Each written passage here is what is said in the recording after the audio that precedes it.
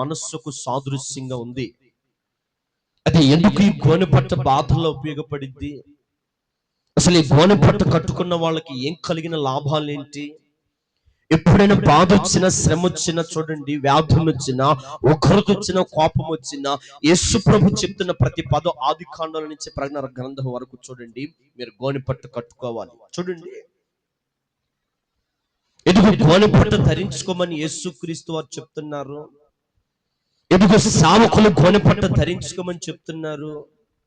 ఎదుగు ఆనాటి దినాల్లో ఇశ్రాయేలు ప్రజలు గోనెపట్ట కట్టుకున్నారు. చూడండి, ఈ వస్త్రం అంట బాధల్లో బాగా ఉపయోగపడింది. చూడండి,